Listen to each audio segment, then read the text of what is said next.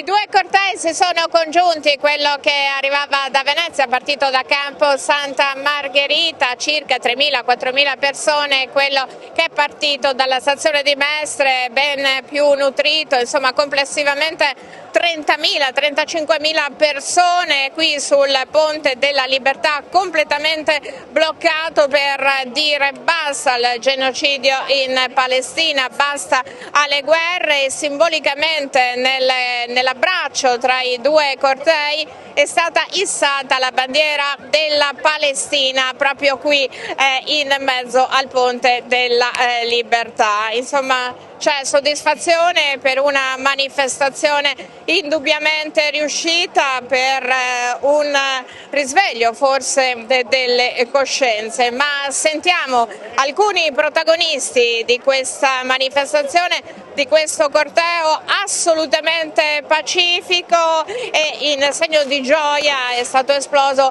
anche qualche petardo, fuoco d'artificio. Per una giornata il Ponte della Libertà di Venezia diventa il Ponte di Pace. Due cortei, uno partito dal centro storico, l'altro da Mestre, per unirsi in un abbraccio simbolico nel mezzo della carreggiata. Una manifestazione totalmente pacifica, un fiume di persone, non solo attivisti dei vari centri sociali veneziani, aderenti alla CGIL e sindacati di base, ma anche tantissima gente comune, insieme a sfilare per la pace, una pace non solo per la Palestina, anche se questo era lo slogan ricorrente, ma un ripristino del senso di umanità ovunque nel mondo. Quasi 30.000 persone, i dati oscillano, 25.000 fa sapere il centro sociale Rivolta, tra i promotori dell'iniziativa. Parecchi chilometri a piedi percorsi senza alcun disordine. Venezia è stata letteralmente isolata, chiuso il ponte in entrambe le direzioni, bloccati anche i treni. Per raggiungere la città, unica via è stata quella d'acqua, o armarsi di santa pazienza e di incamminarsi a piedi